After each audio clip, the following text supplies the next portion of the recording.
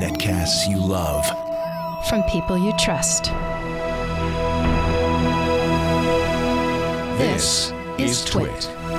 Bandwidth for Ham Nation is provided by CacheFly at CACHEFLY.com. This episode of Ham Nation is brought to you by DX Engineering. DX Engineering offers practically everything you need to outfit your shack, plus the fastest shipping in the industry. In-stock items ship the same day, Monday through Friday until 10 p.m. Eastern. For more information, visit dxengineering.com/hamnation. And by Icom. For more information, visit icomamerica.com/hamnation.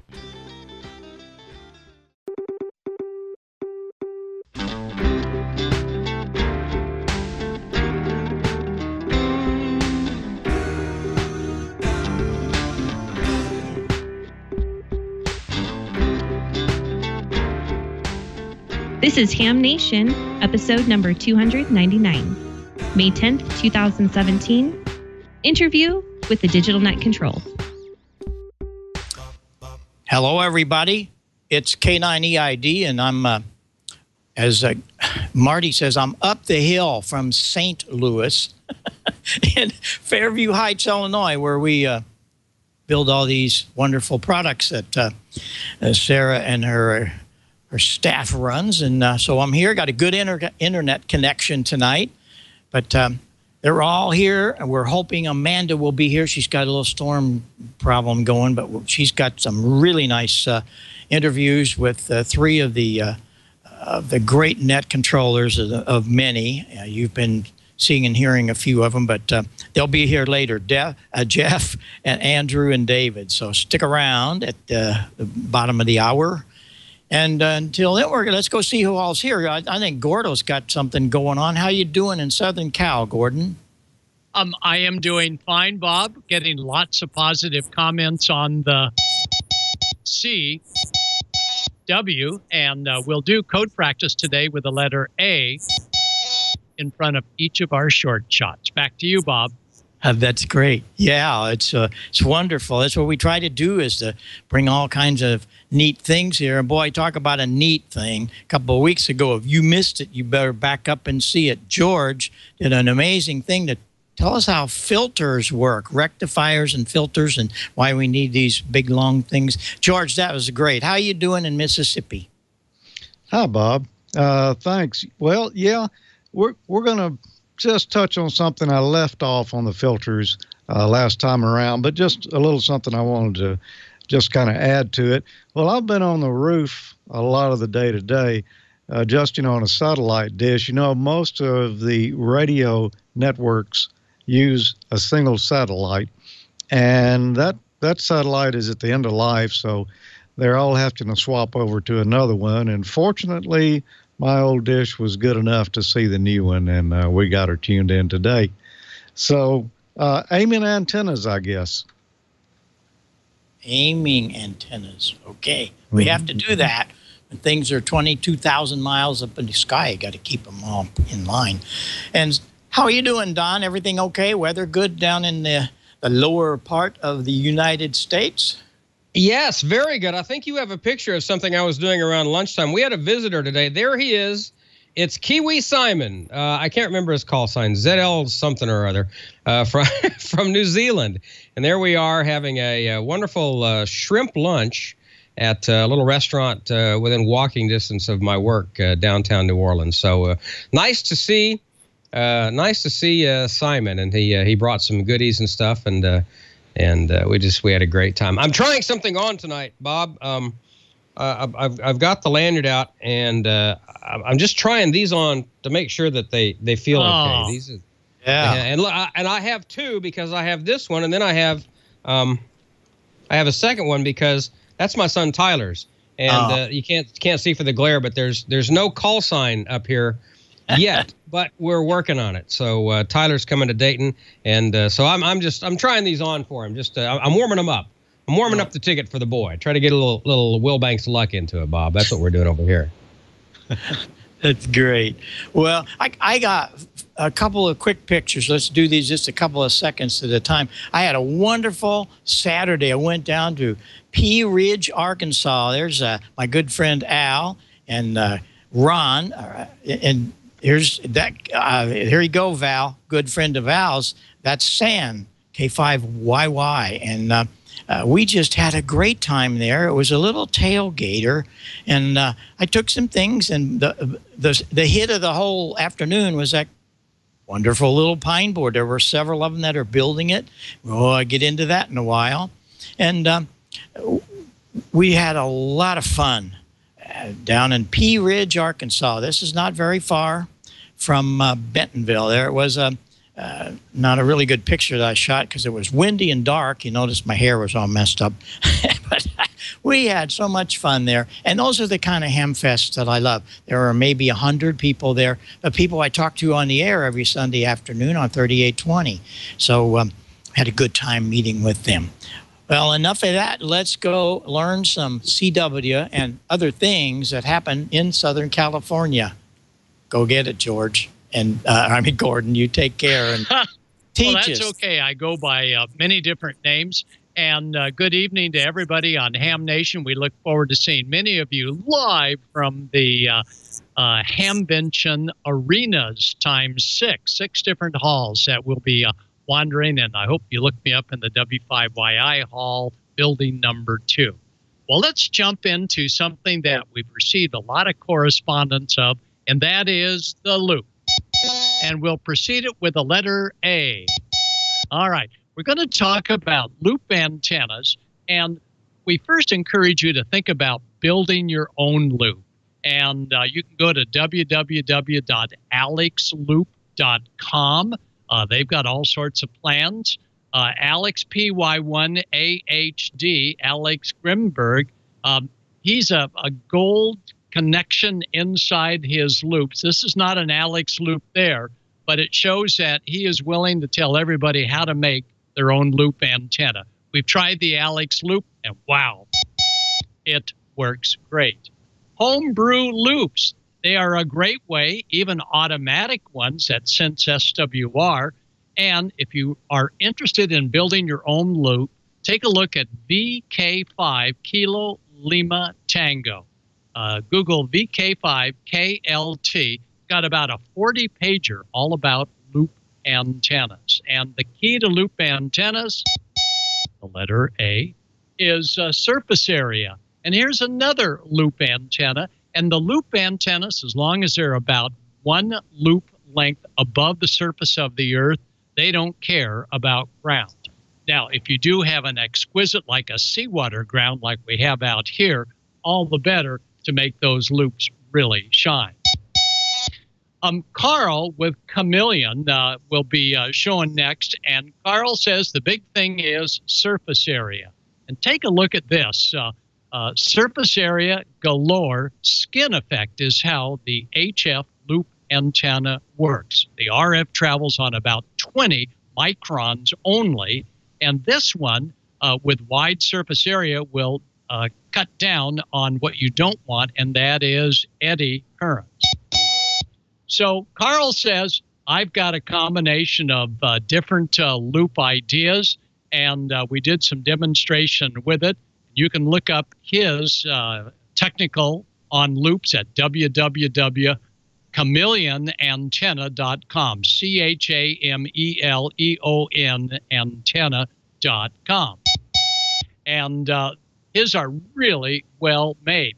Now, across the street, my buddy Jim Ford, N6JF, Jim did his own, and we know not to do a square loop, but an octagonal loop. We tried it versus the commercial one, and it was absolutely an outstanding performer. Both of these loops, about the same size, worked well. Well, we wanted to test them on the air and see if there was a huge difference between a loop and, let's say, a dipole antenna. Oh, let me tell you, the dipole won every time. But when we compared the loop to a mobile antenna, well, that's a whole, that was the letter N, that's a whole nother subject.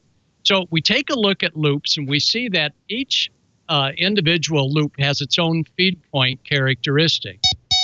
But they all have that smaller inner loop that acts much like a transformer.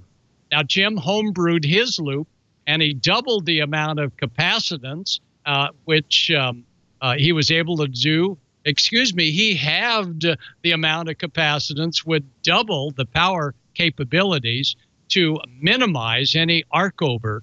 So he did a great job of homebrewing this, and he's got also in the back a vacuum loop as well. And he can tune from about 6 megahertz on up to 30.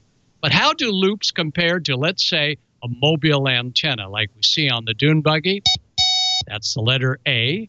And or how about some of the Charlie high Q loops?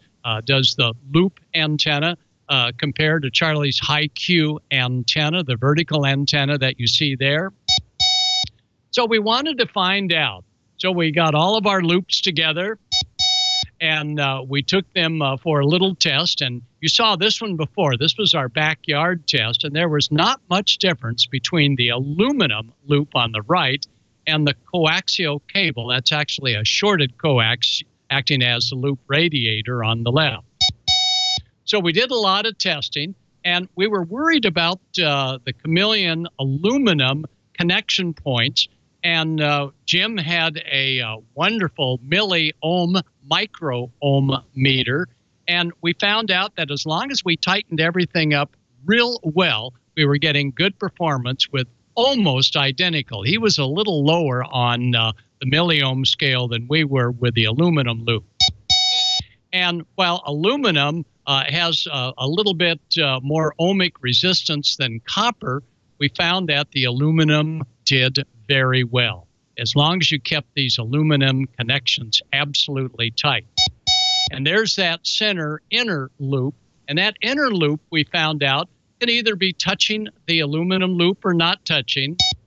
We tried different configurations, but one thing we found out for sure, here it is right on top of the coaxial cable loop, is that if it's not perfectly aligned, and if that coax cable is not perfectly wound around in a round circle, we're going to lose performance. And you could actually see the SWR jumping around as we were working with it. So we tried to isolate that inner loop, which is 5 times smaller than the bigger loop, and made no difference, but performance was good as long as we had everything nice and tight.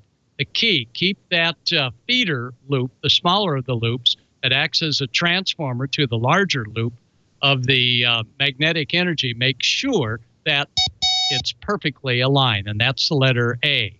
And there's Jim with his milliohm meter testing the Chameleon antenna versus his homebrew. He won because he did some spectacular soldering and welding to get everything down to the minimum resistance. So we did a lot of testing first of just the ohmic resistance. And here we have the coax cable that is feeding the loop. And we have RF choke beads. It's a ferrite mix 31 with a mu of 800. And it keeps any RF from coming out of the loop and going backwards into the radio. Now, on the Chameleon loop, they had this little doodad off to the left. They won't tell me what it is. It's patented, but it allows up to about 60 or 70 watts of power to be run into it. I think it's an additional amount of capacitance that is a fixed capacitor. And the 2-position switch allows us to go from 5 to 7 megahertz, as well as in the other position, 7 to 30 megahertz.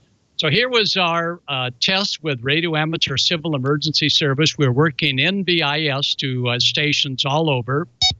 For the photo, we had the loop fairly close to the vehicle, but as we started to do our testing, that's Dennis, KI6WJZ, that is moving the loop further away.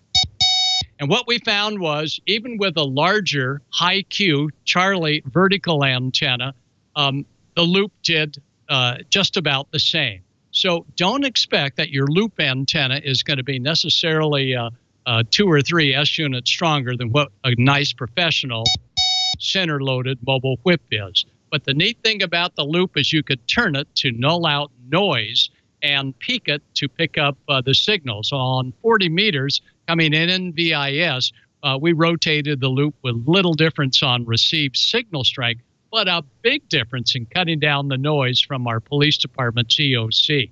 Now, this is another one of the Chameleon products. And notice the tuning is right there for his thumb to be able, that's the letter A, to be able to tune it. But look at this. Now they're coming out with a remote tuning. So for those of you in the chat room or those tuning us in, you can do a loop antenna in the attic and have it remote controlled. And Carl did a great job. So if you want to put it up in the attic, it'll turn both the loop as well as it will tune just the loop. So that's a great way to go if you're not permitted an antenna on the outside. But again, comparing the loop to a half-wave dipole, oh, the dipole will win every day. But the loop had some amazing properties and great capabilities when run very similar to a mobile antenna. That's the attic remote control setup. So we encourage all of you to explore the Alex loop. There's another one called the Alpha loop, which we've worked with.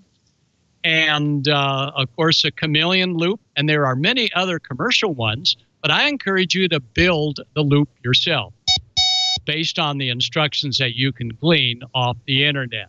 But there's one thing for sure. The bigger the capture area, more aluminum or the more copper you have out there, the better your signal response is going to be. So that was my tour of loop antennas. And we'll next see all of you at the Dayton Hamvention, no longer in Dayton, but just outside of it in Xenia. And we just hope everybody has a great week while the whole gang is there to come back to you next Wednesday in Ohio. So see you all at Hamvention. So, Don, over to you. And I don't have my pass yet. So can you get me into maybe the Hamvention, Don? Huh? All you got to do is just show your well suntanned face, and you can get in any place, Gordon. You know that. Thank you. You know that for sure. You're welcome. Hey, had a good time last night on WTWW. It was the second Tuesday of the month, and that's always the night that apparently they have nothing better to do than to get me on there. And my friend Kevin, W4KEV up in Knoxville, we talked about having getting fun back on the radio, and specifically repeaters and local communications and things. So you need to check out the QSO radio show on WTWW shortwave, 5085 kilohertz. And you're hearing us on that, as a matter of fact, right now. We're also on 12.105 tonight. So Ted and the gang, thanks so much for simulcasting the Ham Nation audio there on the Big Blowtorch WTWW shortwave out of Lebanon, Tennessee, USA. Let's get into the news of the week from Amateur Radio Newsline. From Amateur Radio Newsline Report number 2062, these are the Ham Nation headlines for Wednesday, May 10th, 2017. First this week, the sudden and tragic collapse of a jetty on a riverfront in India, bustling with commuters. Local hams rushed to the scene to assist with the rescue efforts. Hams in West Bengal responded to a dramatic rescue effort on a riverfront outside Kolkata in India after an aging wooden jetty collapsed, sending at least 4 people to their death and injuring more than a dozen. The jetty on the Hooghly River, about 22 miles north of Kolkata, on the 26th of April was in a state of disrepair at the time of its collapse and was crowded with more than 150 commuters, including school children. The commuters were waiting for boats to ferry them to jetties on the opposite bank. As local fishermen took their boats out to pull victims from the water, others dived in, and members of the West Bengal Radio Club arrived on the scene with their 2-meter handheld transceivers and, using Echolink, contacted the club station VU2MQT 15 kilometers away to assist in the rescue effort. Rinku Nag Biswas, VU2JFB, at the club station was able to relay information. The Echolink station used the KM6 EOM repeater of the Wanderers Amateur Radio Club in Los Angeles, California, after contacting its custodian, Greg, KI6GIG. For Amateur Radio Newsline, I'm Jeremy Bucci for NJH. The K2BSA call sign is going camping again this week and will also be part of a net. This week in Radio Scouting, we have one activation from Scout Camps on the Air, a Scouter's Net, and more. Ray Zeck, N6DZK, will be the control operator for K2BSA Portable 6 at the Scoutorama for the Silicon Valley Monterey Bay Council at Historic Park in San Jose, California on Saturday, May 13th. Ray will have a 100-foot tower with a Yaesu FT991 into a hex beam. They will be on the air from 10 a.m. to 4 p.m. Pacific on 40, 20, or 15 meters depending on band condition. The Radio Scouting Net will be on Thursday, May 11th at 9 p.m. Central on Echolink node star JOTA-365 star. If you are interested in talking with some veterans of radio scouting, this is a great opportunity to have an informal discussion during the net. Hamvention is approaching rapidly, and the K2BSA group will be present in Building 2 in booth 2205. Please consider a visit to the booth to learn more about what you can do to get involved in radio scouting, like getting scouts to your field day event, and learn about our upcoming events like National Jamboree and Jamboree on the Air. For more information on K2BSA and radio scouting, please visit www.k2bsa.net. For Amateur Radio Newsline and the K2BSA Amateur Radio Association, this is Bill Stearns, NE4RD. If you're traveling to Hamvention, a worthy side trip is the National Voice of America Museum of Broadcasting, located at the site of VOA's Bethany Relay Station in Westchester Township. Although the Bethany Relay Station stopped operating in 1994 and its towers have long since come down, its doors will be open to amateurs who will want to experience its rich history in global radio. The museum's executive director, Jack Dominic, said that there's plenty to see and do. If you think about it, it's kind of a must-see for someone who hasn't been here before, because if you're interested in ham radio, you're interested in shortwave, and this facility is arguably the most significant shortwave presence in the whole United States. At one time, 6 of the world's highest power shortwave transmitters were located. Take a tour and see one of the transmitters, a 1960 vintage Collins rig. Visit the control room and see the antenna switching matrix that once allowed transmissions to be aimed directly at Europe, North Africa, and South America. The museum also contains equipment from Robert L. Drake's personal amateur radio collection. Admission is $5, and the doors are open May 19 and May 20th until 9 p.m. For Amateur Radio Newsline, I'm Mike Askins, KE5CXP. We're in the final weeks in the nominating period of the 2017 Bill Pasternak WA6ITF Young Ham of the Year Award. Nominations close May 31st. You can find the nominating form on our website, arnewsline.org, under the YHOTY tab. We'll present the award at the Huntsville, Alabama Ham Fest in August. For the rest of this week's Amateur Radio News, please listen to the full Amateur Radio Newsline report online on a repeater near you or on shortwave radio station WTWW at 9930 and 5085 kilohertz. And that's all from the Amateur Radio Newsline, your independent source for amateur radio news for 4 decades and counting at www.arnewsline.org.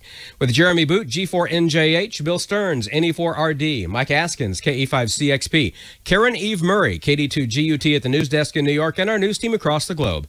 I'm Don Wellbanks, AE5DW 73. We'll see you next time here on Ham Nation. All right, good stuff as always from the news this week. Dr. Tamitha Skov is getting ready for her trip to Dayton. So she did not have time to prepare a video for us, but she gave us some images that shows us what the solar forecast is. And there we go. See the solar flare and particle radiation storm 5-day outlook. She says the sun is pretty sleepy this week. No solar storms in sight. It's good news for GPS and hams, as the band conditions should be quiet as far as disturbances go. However, she says the sun is a little bit too quiet. Next one, Brian. There aren't any active regions in Earth view, so the solar flux levels are very low. She says we're hitting the bottom of marginal as far as radio propagation goes. These low flux levels will remain easily through Mother's Day and into next week before they get better. And, of course, you can follow her on Twitter at Tamitha Skov, and that is her Twitter feed right there. It's always there, always updated, sometimes to the second of stuff that's happening. She's right on top. I've seen her tweet at 3 or 4 in the morning, and she's been on there all night tweeting about stuff. So definitely something to check out. We had another RadioShack receipt emailed to us this week, and so let's pull that up. It's pretty good stuff. With RadioShack going out of business, some people have been taking advantage of some seriously discounted goods. Our friend Kevin, W4KEV up in Knoxville, found a 90% off sale, and it was buy one, get one free, which basically amounts to 95% off. They were essentially giving it to him. This is Scott, KB6LCW in Pahrump, Nevada. no idea how long that receipt is, but it's double digits. It's probably 20 feet. I would say it might even rival Kevin's at 26, but that's a good size Radio Shack receipt. So as my son Tyler says, with the closing of Radio Shack, it appears to be the end of an era. And Radio Shack was pretty big in my childhood. I'm going to miss it. Of course, back in the 70s, it was the go-to place there in a little town in Oklahoma where I grew up. If you went in there and you had questions, they had answers. They didn't just have cell phones. They had answers. So there you go. Another man with a bunch of answers is our very own Bob Heil, and he has answers to lots of questions that he's been generating with this pine board project. So let's just jump right into it and get our feet wet. Bob? Thanks, Don. Yep. It's exploded. It's unbelievable, and I thank everybody for getting on board. There's so much more to do. Before I get into that, I just want to let you know, if you're going to Xenia, Dayton, there's a lot of things going on that you need to take advantage of. I know that Icom has some very special things going, contests. George will maybe cover it just a little bit too, but be sure you go by the Icom booth. They've got a whole theme about Japan. It's pretty cool. And I bet you're going to see a new transceiver there. George will talk about that. I'm here in the plant this week because Sarah and Steve and Jerry, Donna, all of them, they've got some specials for us, too, that we'll be offering, stuff that blew me away. This is a brand new microphone. Very few people have it because it hasn't been on the dealer's shelf long, but they came up with some insane prices, so you don't want to miss that. Of course, all the other things that we do. We're in Building 5. Building 5. You'll have to get used to that and find all of us again. But I wanted to let you know about the specials that everybody has. One of the things that I thought was very special and kind of dear to my heart was this. This came from Chip and the chat room, and it was an award they gave me for encouraging the do-it-yourself equipment construction of the pine board. Thanks a lot, everybody. And then, you remember this guy? Check this out. Mike did this. VE3MIC, look at that. Wait a minute. Oh, that's not the artist, Bob. I think that's Don. Don, I didn't know you painted, Don. That's my evil twin, Lon. Lon is multi-talented. Well, we are ripping out of here, of course, to do the pine board project. Now, again, I have to warn everybody, we're dealing with high voltage. So just be a little careful and make sure that you do everything proper. I want to do a quick review of the power supply. I have gotten so many, I got some phone calls. I've talked to them on the air. And, of course, emails are just outrageous, a number of them. But a lot of people have built things and got it all going, and that's good. But we want to review a couple of things. This is the parts list. If you haven't gotten that all going yet, why, there you are. That's the parts list for the power supply. And you can do a screenshot or copy it down here. I would do a screenshot and do a replay. And that is the proper top power supply. You remember when we started originally, I only had one filter. And as you learned from George, and if you missed this, not only for the project here, but just all in general, you need to go back a couple of weeks and check that out. It is amazing what George did to teach you what these things do right here. And you have them in every radio, every power supply. And that filters it. Well, I didn't know what the load was going to be. I told you that in the beginning, but we ended up doing one more step, which really made things a lot cleaner, and it's beautiful. I can't believe how good it really does work. The power supply is wonderful. But there's the diagram laid out for you. This is the way that it will be laid out on the pine board. That's why we do pine board, because when you look down on your pine board, that's what you're going to see. So there you are. And look at Gene. Oh, boy. Gene is the guy that's doing all these wonderful graphics. Oh, man.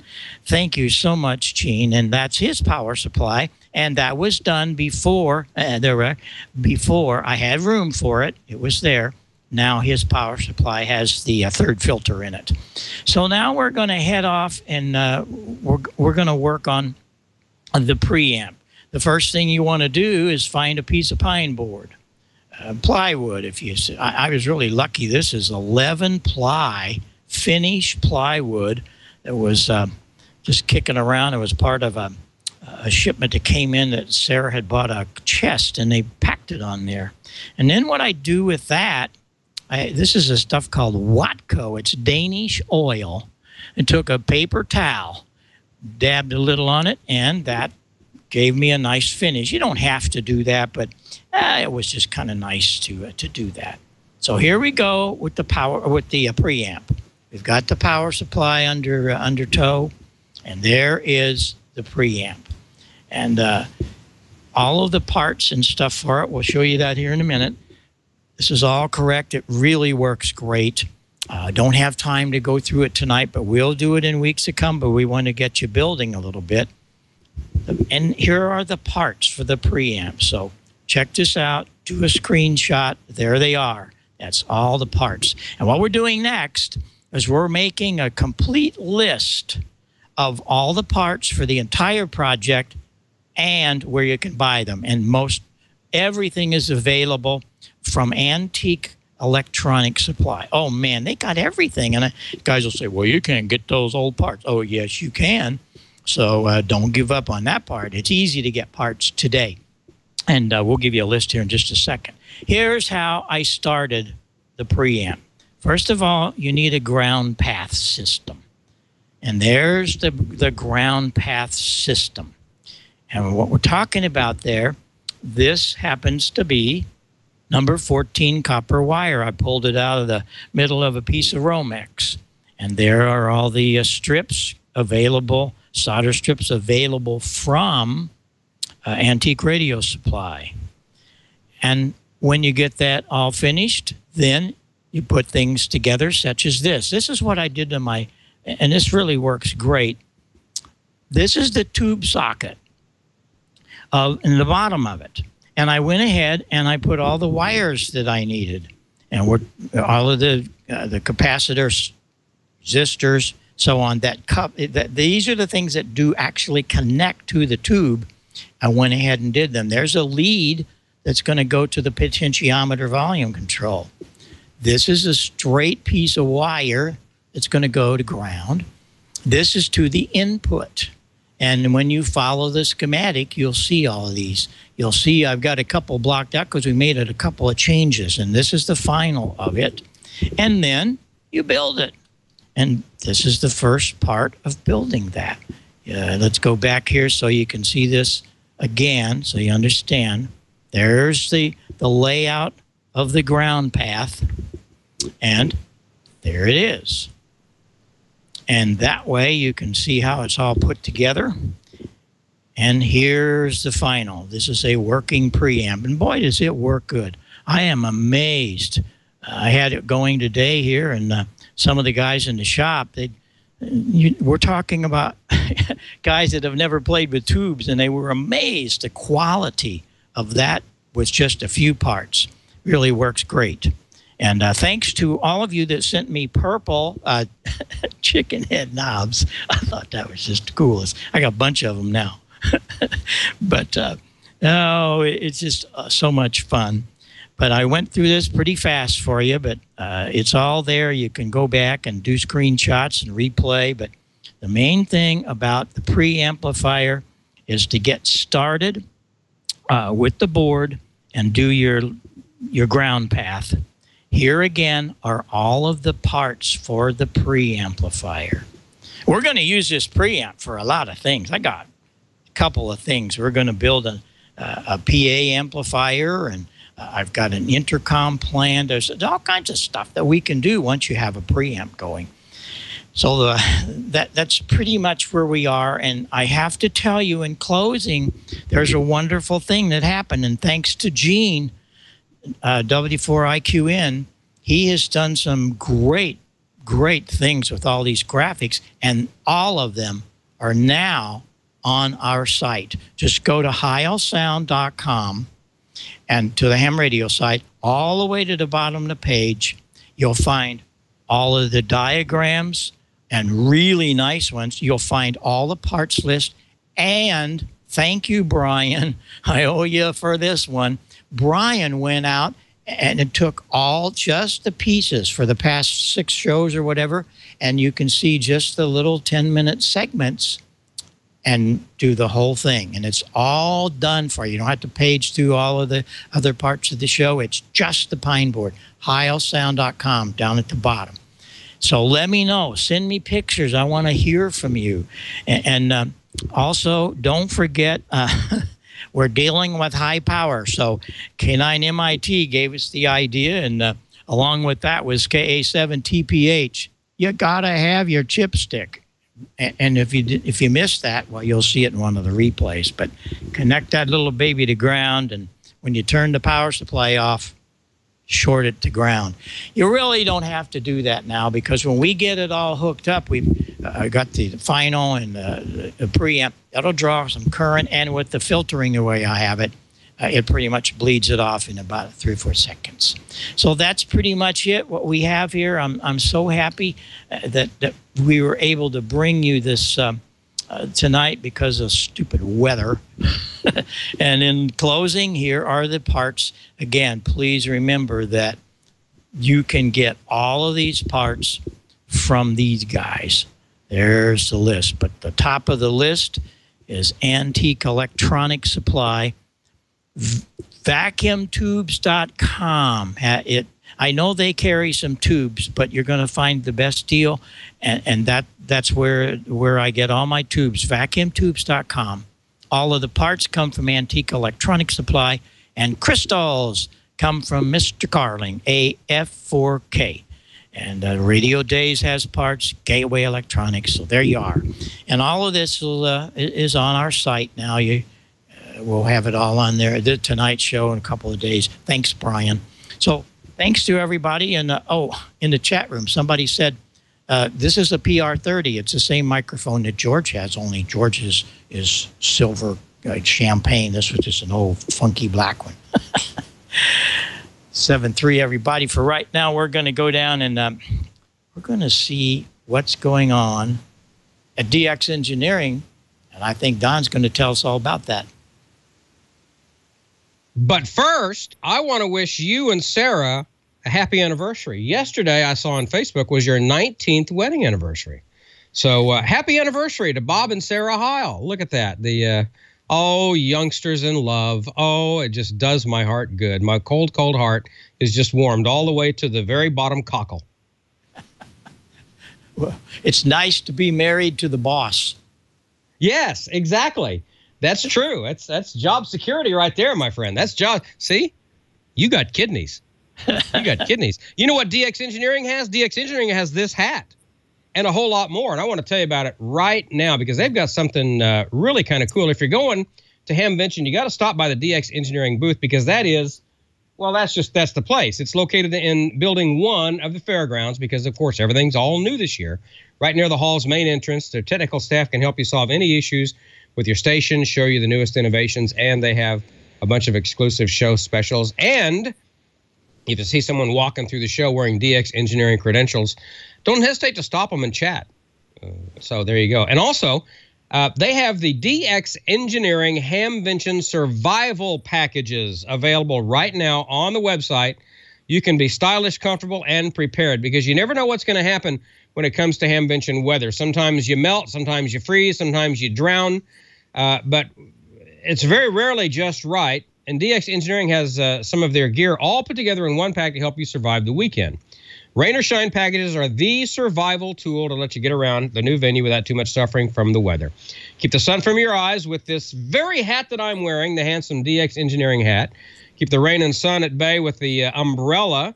Provide portable shade, also keeping you and your radio nice and dry. Stay stylish in the heat with a DX Engineering dual logo T-shirt.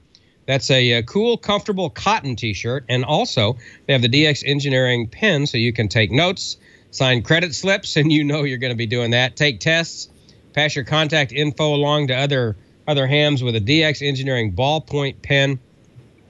Go look at the survival packages. Best thing about them is it's a solid link to amateur radio by supporting the DX Engineering logo.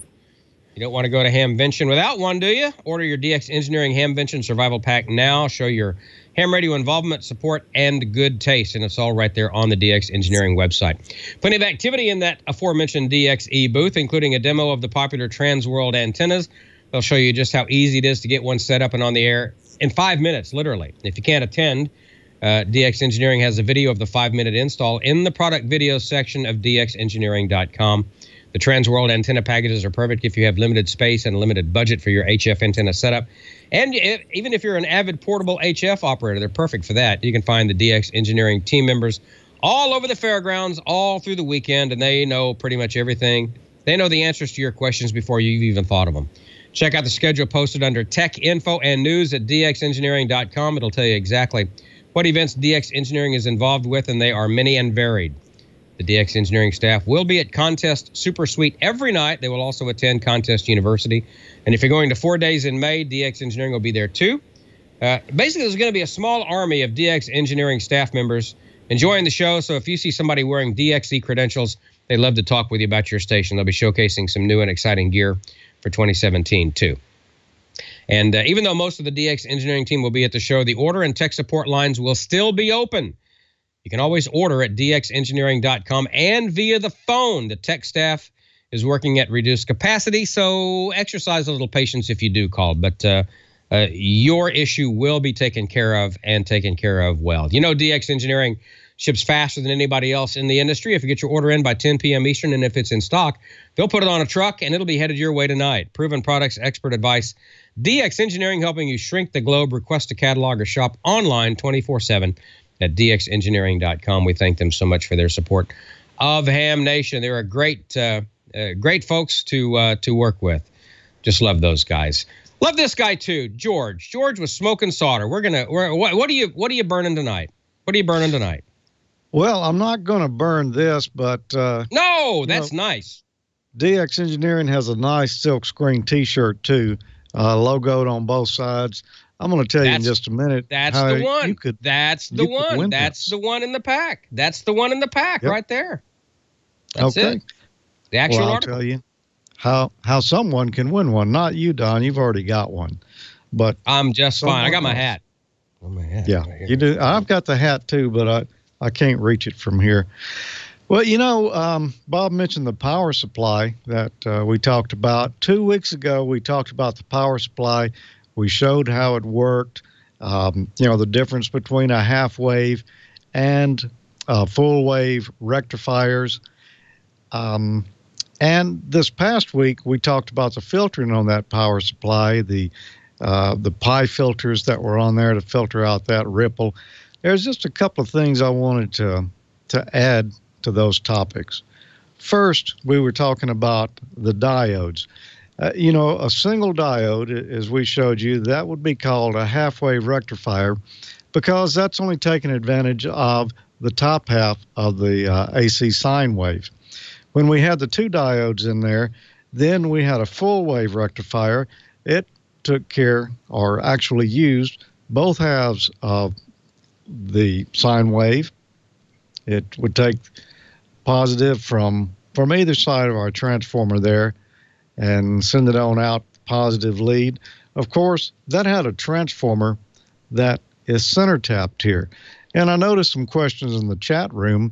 You know, don't you use a bridge rectifier? Or isn't a bridge rectifier full wave? Well, yes, it is. But if you've got a center tap transformer like this, you don't need a bridge rectifier. All you need is two diodes here to have full wave rectification. Now, what if you took out, say, that center tap on the ground? Well, you can't do it with just two diodes, can you? Because where's the negative going to come from?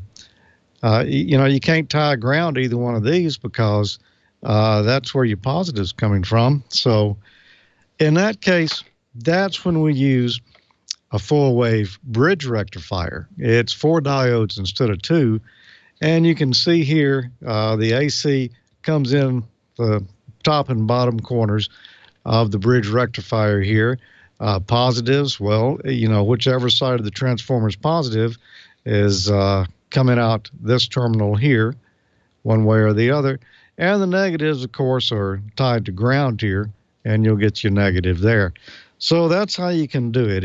If you've got a transformer with a center tap, all you need is 2 diodes.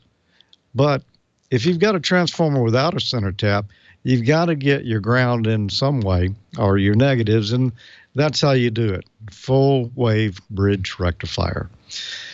Also, one other thing I wanted to mention, we looked at the filter capacitor first. I had a 1,000 microfarad filter capacitor we were using last week, and comparing that with what we could do with the pi filter sections there. And another thing to mention, when you're just dealing with, say, a half-wave rectifier, just the top halves of the sine wave there, you're operating at 60 cycles. The lower you go in frequency, the larger the capacitor needs to be to adequately filter out the ripple on it. So when you go to a power supply that's center tap like this, and, we're using both halves of the waveform, so our ripple frequency is going to be 120 hertz, doesn't take quite as big a capacitor because the frequency is a little higher. So that's another advantage to a full wave rectifier. One other thing I wanted to mention, I don't know if Bob is still with us right now or not. He may have already dropped out for the evening so we could bring in others. But we got an email this week from Alan Litton, K2DRH. He was watching when we were talking about those carbon resistors, and Bob had one last week. We talked about this on and off for several weeks. He had one that had 5 different bands on it, and the last band was yellow. And, we were trying to decide what that yellow band actually was. Well, I saw somewhere that it could be temperature coefficient, but I didn't think that's what it was. And turns out, no, that's not what it was. I had no idea. But Alan says that carbon composition resistors are made or were made by 2 series by the manufacturers like Allen Bradley, TRW-IRC.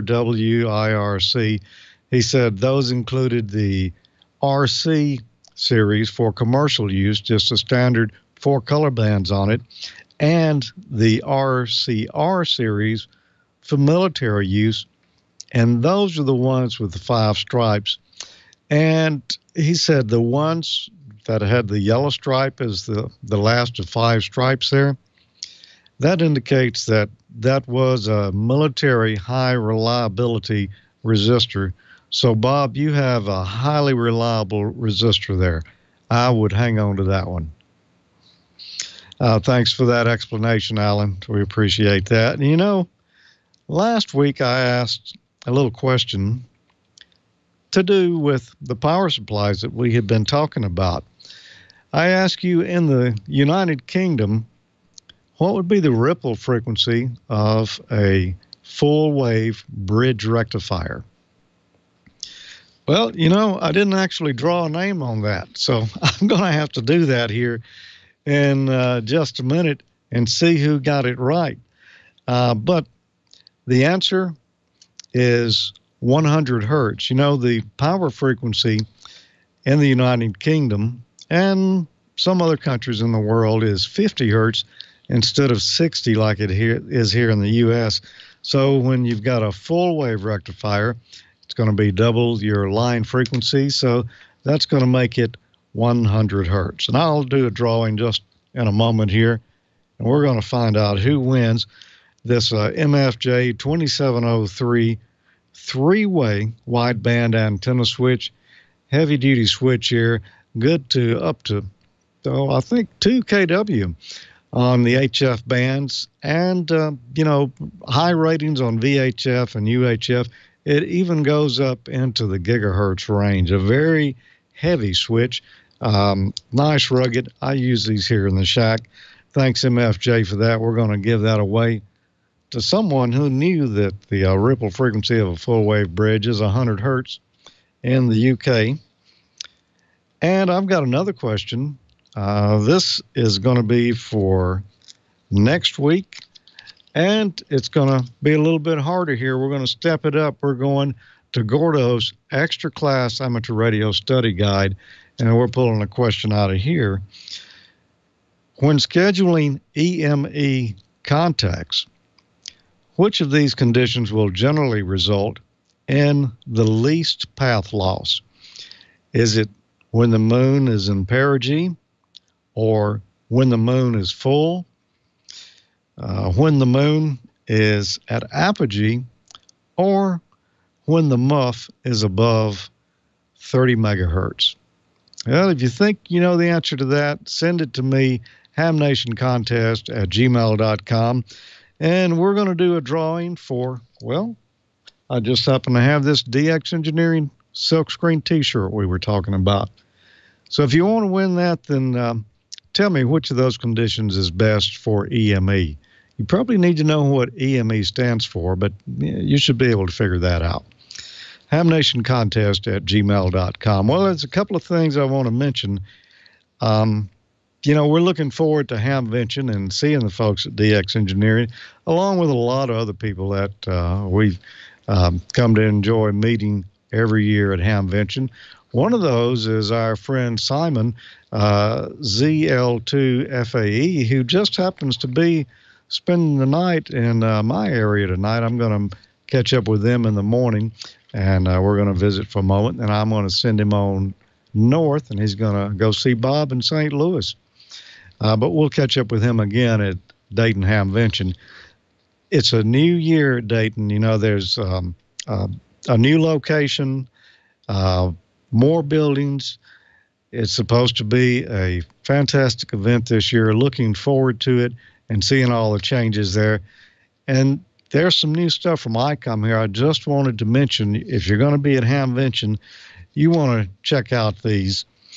It's the IC7300. That was released, and we looked at that last year. Super nice software-defined radio that has really been gaining a lot of praise. Well, they're adding a couple of more SDRs in the lineup there. It's going to be the IC7610. That'll be making an appearance at Dayton Hamvention this year, so you want to stop by and see that 7610. If it's anything at all like the 7300, I think it's going to knock it out of the ballpark too. There's also a new software-defined receiver. It's wideband, extremely wideband, handles a lot of different modes, more than just, our sideband AM and FM. It handles several digital modes as well. That's the R8600 will be on display there. You'll want to check that out. Of course, the new ID4100A D-Star mobile rig, that's going to be on display. And there's one other wideband receiver. It's the R30 handheld. That'll be there as well. And as Bob mentioned earlier, they're doing a promotion on Japan. Well, it's not just, Japan and ham radio. It's some chances to win some great prizes. You need to go to the Icom America website every week. Well, I'm not sure how much longer, if it goes through Hamvention or if the contest runs longer than that, but you want to go every week to the IcomAmerica.com website and register for the Hams to Japan contest that they're having there, because they're going to be giving away some new radios. But not only that, we talk about Dayton Hamvention being the largest, or surely one of the largest Hamfest in the world. Well, there's another one that belongs on the same list there with Hamvention, and that's the Tokyo Ham Fair, where you really get to see the big manufacturers releasing the new radios that everybody's looking for. Icom's going to be giving away a free trip to some lucky ham to the 2017 Tokyo Ham Fair. So drop by their booth in Dayton. Also, like I said, every week, go to icomamerica.com and register. You'll find a link there for the Hams to Japan contest. It's free, and who knows, you could win a great radio or a very memorable trip to the Tokyo Ham Fair. So right now, let's get a message from Icom, and then we're going to come back and tell you what prizes we're giving away from them this time. Adventures await, a new radio, giveaways, and a trip to Japan. May is full of excitement at Icom. You don't want to miss out.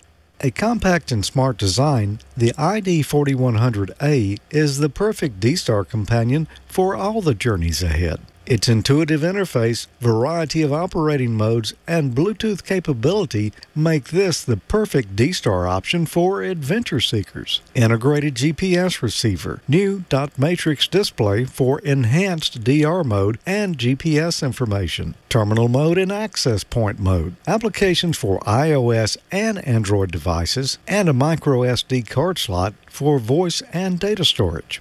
Calling all hams.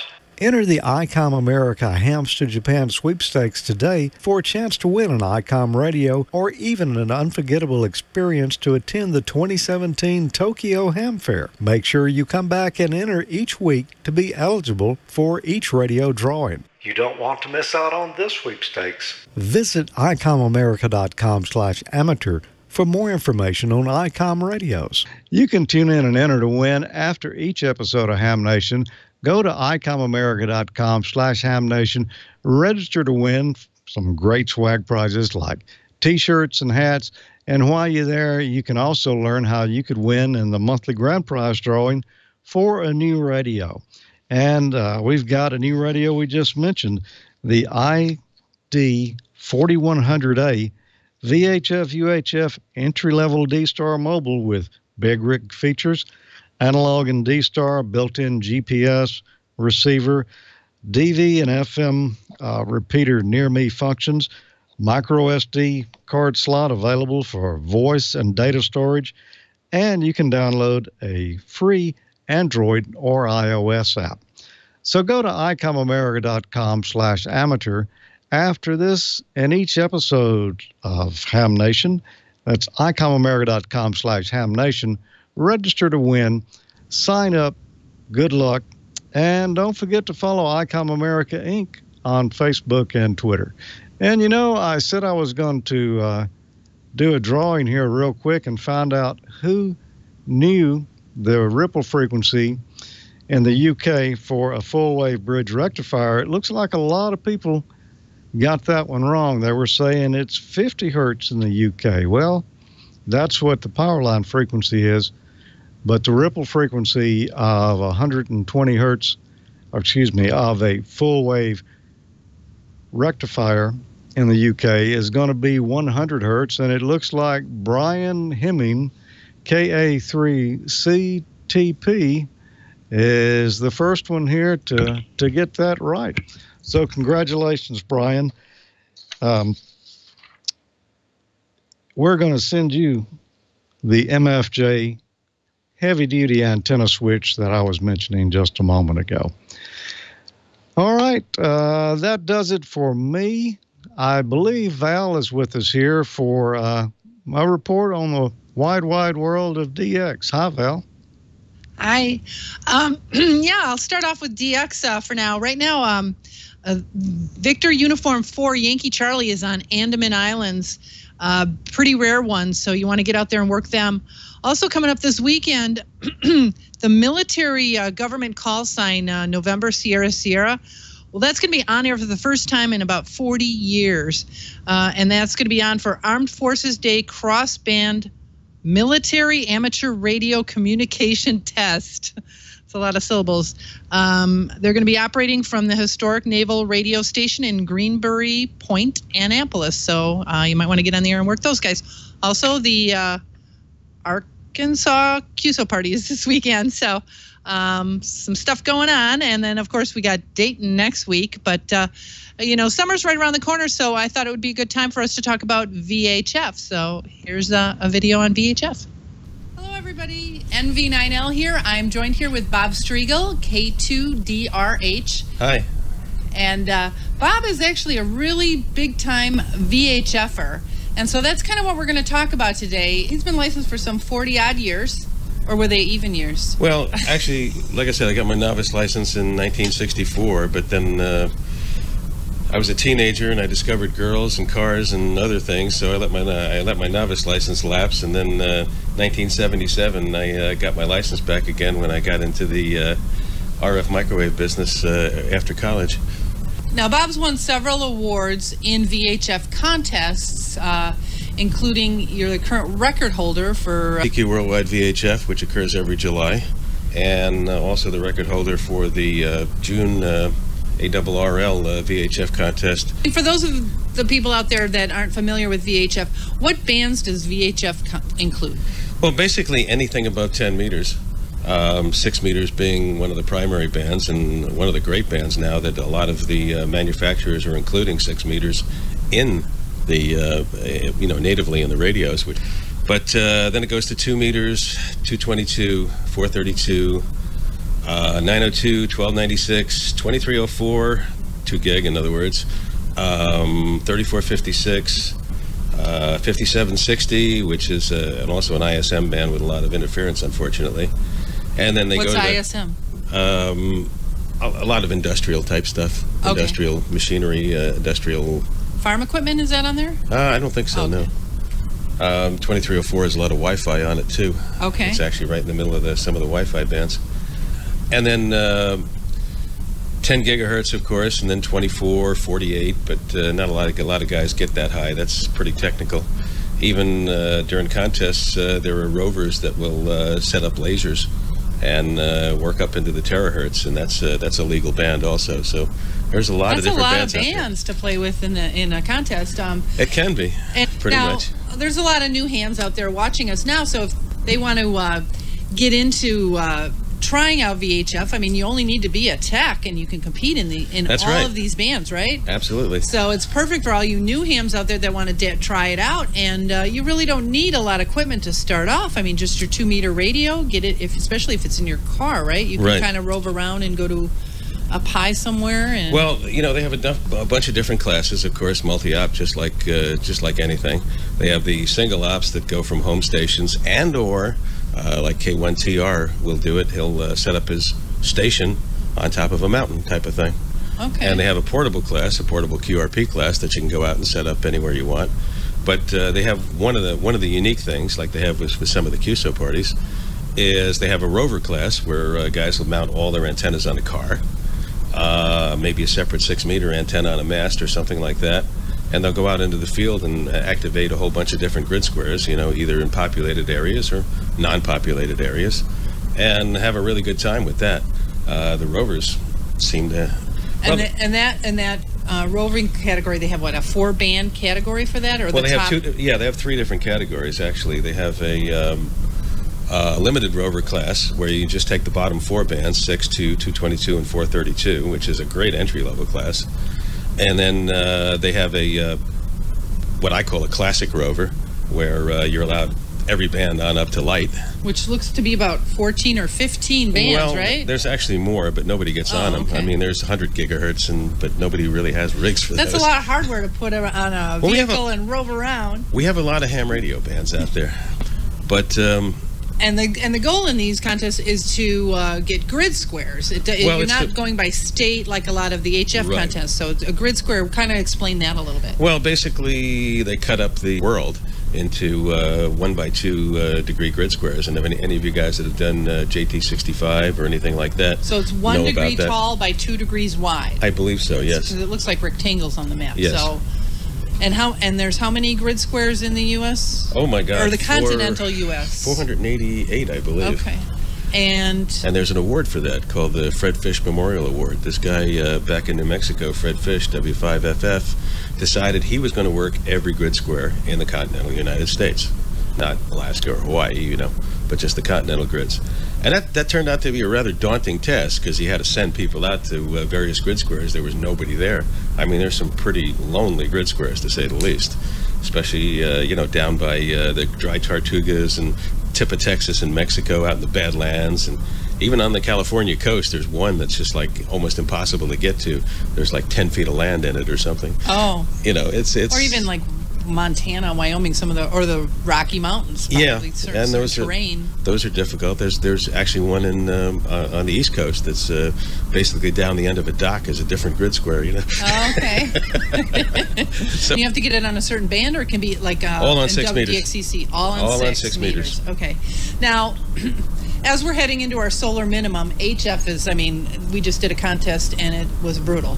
Are the VHF bands affected by solar minimums as much as the HF bands? The answer is yes and no. Basically, 6 meters is capable of F2, but only on a really high solar peak. Now, sporadic E, statistically, I've talked to guys with like K1SIX, Bob Mobile, who have done a lot of statistics and a lot of number crunching and whatnot. And he finds basically that there is no statistical correlation between the sunspot cycle and the sporadic E. Well, I know I've been bugging Jerry because I want to go roving. If somebody out there wants to rove or maybe just start getting into VHFing, are there good websites, or do you know of any good places they could go? Well, the best place to learn about roving would be to go to Central States VHF. Okay. The Central States VHF contest, or the East Coast conferences, the Southeast VHF conference. And those are usually over the summer. And in the heart of VHF season. Right. And the Northeast VHF conferences too. So I'll put a list up here of VHF contests, so you get conferences, so you guys can see that if you want to go and get into it and actually hook up with some mentors and they can help you get set up. Right? Last year in DC, 3 clubs got together and they did a combined super conference, and that was pretty amazing.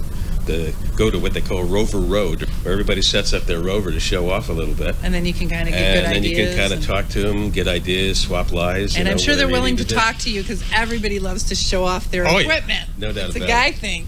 Well, the different rovers do different things. Like Andrea, K2EZ, is a run-and-gun rover who basically runs a bunch of loop antennas and runs while she's on the go. And she runs incredible distances. She can run 1,800 miles. And how many grid squares is that? Oh my God, she did like 27 grids in one contest, I believe. Wow. She's just crazy. But and then other guys will mount antennas on their car, fixed on the car, and point them all in different directions. So the big contests for VHFing are what? CQ Worldwide VHF, June VHF? CQ Worldwide VHF and June VHF are the ones that are most likely to have sporadic E.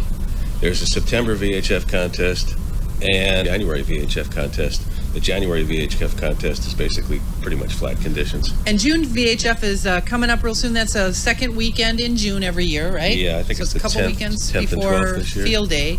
When is CQ Worldwide typically? It's mid-July sometime. So that one's coming up shortly as well. So thank you so much for teaching us all about VHF. Hopefully you guys can try a new aspect of the hobby, or those of you just getting started, this is a great place to start because you only need to be a tech. Yeah, it's true, and it really is a lot of fun. You will, you will be able to get away with 100 watts and and smaller antennas, but not a lot of fancy equipment, and it's a cheap way to kind of get into the. Well, especially if you're on the East Coast, where there's a lot of guys to work. If you're in the Midwest and going down towards California, you probably need a little bit more longer antennas and stuff. Because the distances between stations spans a little bit further. All right, very good. All right, well, thank you so much for joining us, Bob. Appreciate you stopping by today. Certainly. And that's all I've got for this week, so I'm going to head it over to Amanda, providing she hasn't drowned yet. We're still here, not exactly here drowning, but a few places. Hey, Val, thank you so much for that. And heard you got some pretty bad weather going on too, right? Absolutely. Well, it seems to have subsided a little, but I thought we were going to blow away waiting to get called for my segment. But yeah, very good. And thanks for what you're doing there, doing all that public service for all the flooding going on in your area. That's very cool to give up your precious time to do that. So thank you. And you have a good night. And hi to Jerry as well. Okay. All right, you guys, before we bring on our guests here, I'm going to go over some announcements. First of all, I want to show off this cool shirt if I can get it high enough. This was a gift from Kevin out of New Zealand. It's a firefighter shirt. Thank you so much, Kevin. This is the coolest gift for Jeff and I. We got 2 shirts. So as you all know, fire service shirts, they have your emblem in the front, this in the back. Try to show it off here. I can't pronounce the name of this town. It's like Waka Katana or something like that. But Kevin, these are the coolest. Not only did he send us shirts, because him and Jeff are both firefighters, and they also are private firefighters. They both work at steel mills and do firefighting there. So it's pretty neat. And here's the hat that he sent. It's pretty neat, right? Sent us some badges or patches, I should say. And I'm probably not going to pronounce this right, but some epaulets. So that's pretty nifty. Thank you so much, Kevin. And in return, we have some shirts and some patches to send you as well. A couple more announcements tonight. You guys don't forget Dayton's coming up. So look for the Ham Nation booth, which is also going to share the Amateur Radio Newsline booth in building number 5 in Xenia. And let's see, I did have a couple more announcements here. Let's get to them. The Greater Midwest Radio Show is going to take place this weekend in Hastings, Nebraska. It's Saturday, May 13th from 8 a.m. until 1 p.m. And that's at the Adams County Fairgrounds. Next thing, you guys look, there's a GoFundMe site now going on for some blind hams to help them get a DigiPan that works for them. I'd like to get into this more, but we don't have enough time. But if you want to donate to them, please go to GoFundMe and search for DigiHam for hams, blind hams, and check that out and see if you can maybe donate a few bucks for them to help them get on the air with some DigiPan there. All right, Brian, do we have all of our guests on now? Yeah, we have everybody on right now. All right, let's I'm going to tell you guys who we have on here tonight. We have all of our digital net controls on tonight. So first, I'd like to, Jeff, when I say your call sign, raise your hand and say hello. We have Jeff K8JTK. Hello. Dave N3NTV. Hey, Dave. Hey. And Andrew W8LIV. Hey. Hey, you guys, thanks so much for being here. So first, I'm going to go kind of a round table here, and I'll let you guys explain which net you run and how you got started with it. Jeff, you take it away. Hi, thanks, Amanda. Well, I do the Ham Nation D-Star Aftershow net. We're on Reflector 14 Charlie. And way it kind of got started was a bit of an interesting story. A number of people have done the Aftershow net for D-Star. But one of the days Ham Nation was running pretty late. Dave, who was one of my net controllers, he is KB9 VZU. He was actually in Florida somewhere wanting to do the after show net from a club. But since the show was running so late, he pretty much had to bug out. And I kind of jumped in and said, well, I'll take it. And pretty much ran the net. That was about 3 or 4 years ago, 2014. So that's kind of how I got started and been helping him out ever since. Well, you do an excellent job, you guys. And if any of you are looking to get on the D-Star net and are having problems, absolutely look up Jeff on QRZ. Send him an email because he is the most helpful guy ever. He knows all options of how to get on D-Star, and he knows a lot of the troubleshooting and how to help you through it. I think he'd probably even give you a phone call if you needed it. So, Dave, in 3NTV, Dave, how'd you get started with Ham Nation net, and which net do you run?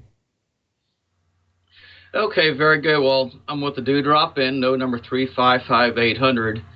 And the way I got started was 6.5 years ago. Paul N9OFU and Steve W8WFO asked me to run the Saturday night net, and then same time they asked me to run the Ham Nation net. So I've been doing it for just over 6.5 years now, and it's been a lot of fun. Very good. Well, thank you. Andrew W8LIV, how'd you get into it? You're the newest net control with the DMR, so that's great. Go ahead. Yeah, absolutely. It's been a blast.